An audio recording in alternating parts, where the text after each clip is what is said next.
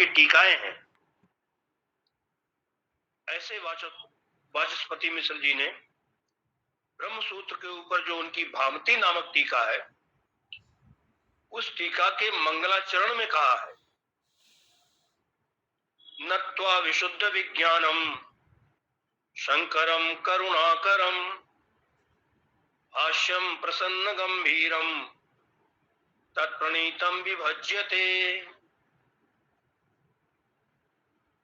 शंकरम करुणाकरम शंकरम विशुद्ध विज्ञानम नत्वा, करुणा के आकर विशुद्ध विज्ञान स्वरूप भगवान शंकर को नमस्कार करके भाष्यम प्रसन्न गंभीरम, ये जो प्रसन्न गंभीर भाष्य है, ये विशेषण उन्होंने भाष्य के लिए दिया, भाष्यम प्रसन्न गंभीरम। मैं उसका विभाजन करता हूं, तो उसकी व्याख्या करता हूं। तो इस श्लोक में भामतीकार ने, श्री वाचस्पति मिश्र जी ने प्रसन्न गंभीरम इस प्रकार का भाष्य का जो विशेषण दिया है, उसमें प्रसन्न से तात्पर्य यही है कि प्रसन्न किसके लिए है, जिनको शास्त्र न्याय तत्व समधिगत है, मतलब जो संस्कृत व्याकरण में, न्याय दर्शन में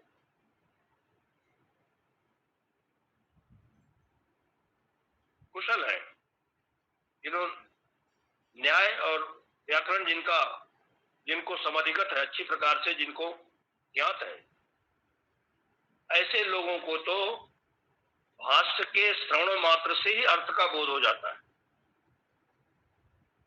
और गंभीरम से ये द्योतित होता है कि जिस भाष्य का तात्पर्य विषयभूत जो अर्थ है, वो अत्यंत निगूढ़ है, इसीलिए गंभीरम। लेकिन जिनको शास्त्र न्याय तत्व समधिगत नहीं है, ऐसे मंद अधिकारियों के लिए श्रोत्रिय ब्रह्मनिष्ठ आचार्य श्री भारती तीर्थ जी महाराज ने एक ग्रंथ की रचना की है, जिसका नाम है वैयासिक न्याय माला।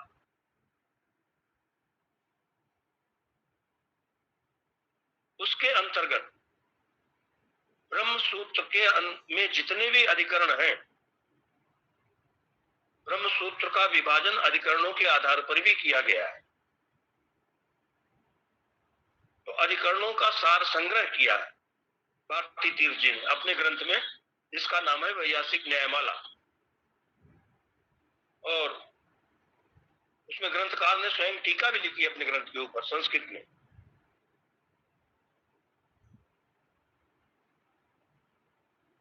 तो कुल 555 सूत्रों को 191 अधिकरणों में विभाजन भी किया गया है। जैसे उदाहरण के लिए हम कहें तो ब्रह्म सूत्र का जो पहला सूत्र है, अथा तो ब्रह्म जिज्ञासा, ये पहले अधिकरण के अंतर्गत आया है। मतलब पहला अधिकरण जिसका नाम है जिज्ञासा अधिकरण, उस जिज्ञासा अधिकरण में एक ही सूत्र है, पहला सूत्र, अथा तो ब्रह्म जिज्ञासा। ऐसे ही एक अधिकरण में 2 सूत्र भी हैं, 3 सूत्र भी हैं, कहीं 4 हैं, कहीं 10 हैं। तो कुल सूत्र तो 555 है, और उन 555 सूत्रों को 191, कहीं कहीं 192 मिलता है, अधिकरणों के अंतर्गत भारती तीर्थ जी महाराज ने वैयासिक न्यायमाला की रचना करके अधिकरणों का सार संग्रह, मतलब उस अधिकरण के अंदर क्या विचार किया गया है, इसको सार रूप से बतलाया हुआ है। इसलिए ब्रह्म सूत्र का अध्ययन करने वाले यदि ब्रह्म सूत्र को पढ़ने सुनने से पहले वैयासिक न्यायमाला को देख लें, पढ़ लें एक बार, तो ब्रह्म सूत्र का अर्थ समझने में बहुत आसानी हो जाती है।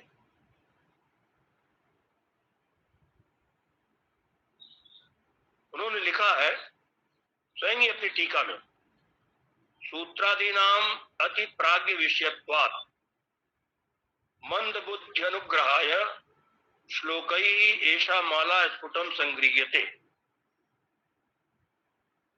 सूत्रादि का अर्थ समझना तो अति प्राज्ञ विषयत्वात्, जो बहुत बुद्धिमान है, जिनकी बुद्धि सूक्ष्म है, तीक्ष्ण है, वो तो ठीक ठीक समझ लेंगे, लेकिन जो मंद बुद्धि वाले हैं, मंद अधिकारी हैं, उनके ऊपर अनुग्रह करने के लिए मैंने यह वैयासिक न्यायमाला की रचना की है।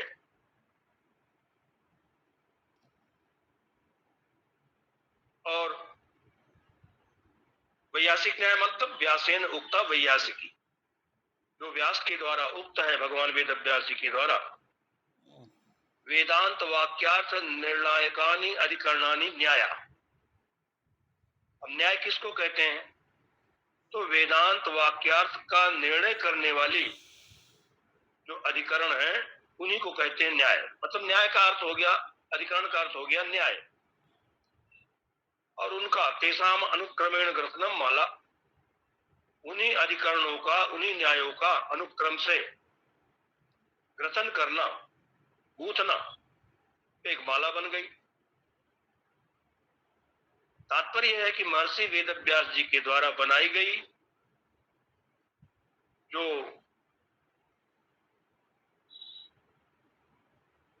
अधिकरण है, उनके द्वारा निर्मित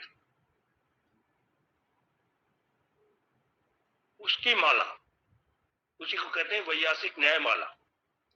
और उस अधिकरण में है क्या? तो अधिकरण की परिभाषा दिया,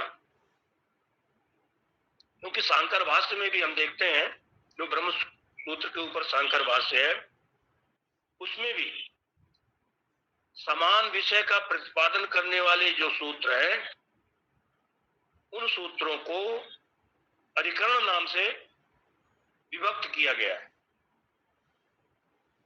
तो समान विषय को बतलाने वाले जो सूत्र हैं उनको एक अधिकरण में रखा हुआ है। और अधिकरण कहते हैं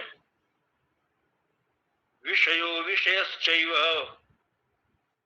पूर्व पक्षस्तथोत्तरम संगतिश्चेति पंचांगम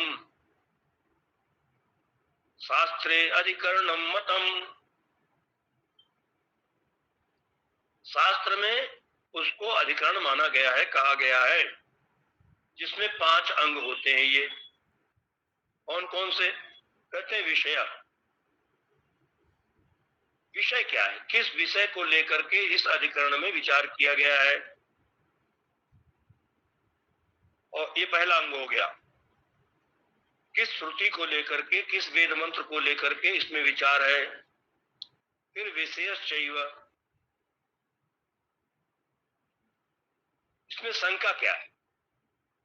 उस श्रुति में, उस श्रुति के, उस वेद मंत्र में शंका किस बात को लेकर के है? पहले तो विषय क्या है, दूसरा संशय क्या है, तीसरा संशय उपस्थित होने पर पूर्व पक्ष, वेदांत से अन्य जो मत है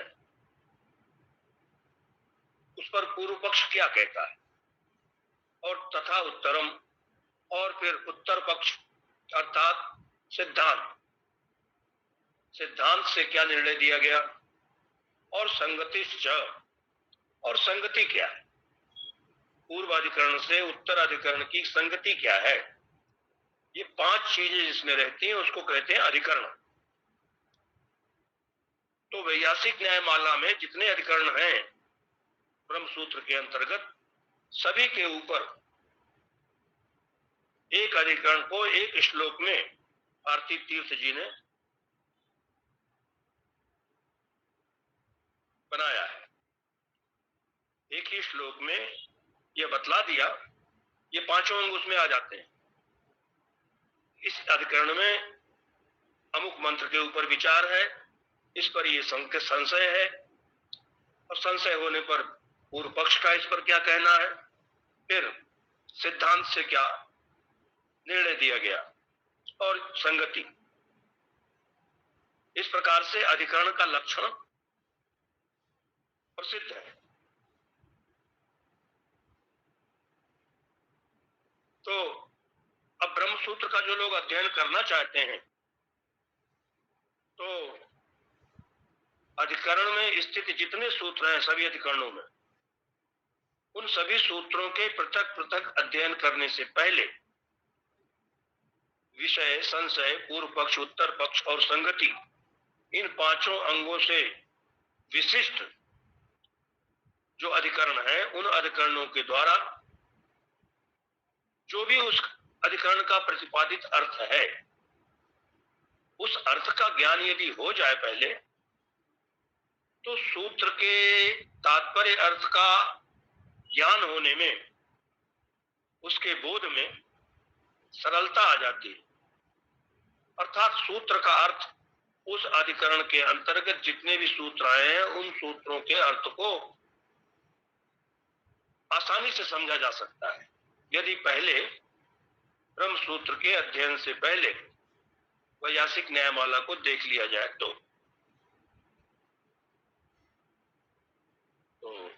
अब आप जानते ही हैं, धर्म, अर्थ, काम और मोक्ष, ये जिसको हम पुरुषार्थ चतुष्टय कहते हैं, उस पुरुषार्थ चतुष्टय की संपत्ति माने संप्राप्ति वेदत्रयी के ज्ञान के अधीन है। सामान्य ज्ञान नहीं, वेदत्रयी का जो वास्तविक अर्थ है, वेदत्रयी मतलब वेद के जो 3 कांड हैं, 3 विभाग हैं, कर्म कांड, उपासना कांड और ज्ञान कांड। ऐसे वेदत्रयी के वास्तविक अर्थ के ज्ञान के अधीन ही है पुरुषार्थ चतुष्टय की प्राप्ति। अर्थात धर्म, अर्थ और काम और मोक्ष रूपी पुरुषार्थ वेद के वास्तविक अर्थ को जान करके ही संभव हो सकता है। इस विषय में जो आस्तिक हैं, उनको किसी प्रकार का कोई संदेह नहीं है। अब इन चारों पुरुषार्थों में जो मोक्ष रूपी परम पुरुषार्थ है, उस परम पुरुषार्थ की मतलब मोक्ष बने कैवल्य, उसकी संप्राप्ति, जो कि मनुष्य जीवन का चरम लक्ष्य है, इसीलिए उसको परम पुरुषार्थ बोलते हैं। मोक्ष को पुरुषार्थ तो सभी हैं, लेकिन धर्म, अर्थ और काम को सामान्य पुरुषार्थ कहते हैं और मोक्ष को परम पुरुषार्थ कहते हैं। क्यों? क्योंकि मनुष्य शरीर का वही मोक्ष की उपलब्धि ही चरम लक्ष्य है।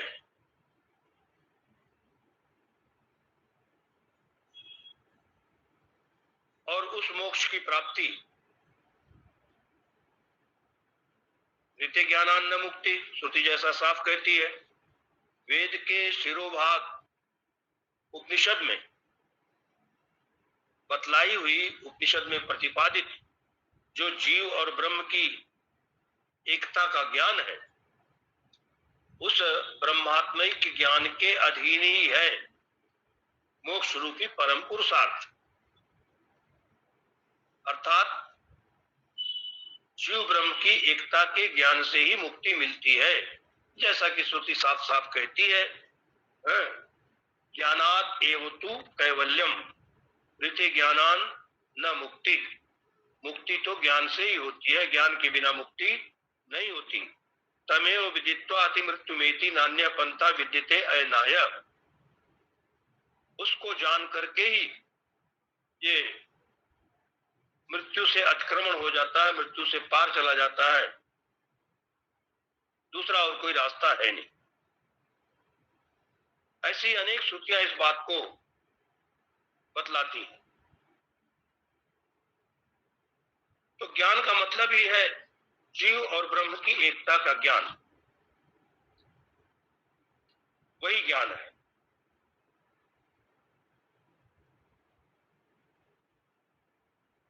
अब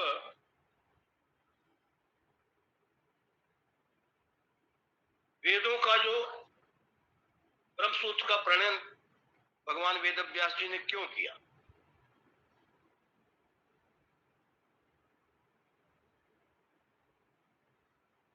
आपने सुना होगा, बहुत बार सुना होगा, प्रस्थानत्रयी, लघु प्रस्थानत्रयी, बृहत प्रस्थानत्रयी, 3 प्रस्थान है। एक लघु प्रस्थान, लघु और बृहत से तो 2 विभाग हो गए, और दोनों में 3-3 प्रस्थान। प्रस्थान का अर्थ है, एक तो कहते हैं प्रस्थीयते अनेनीति प्रस्थान, मार्ग,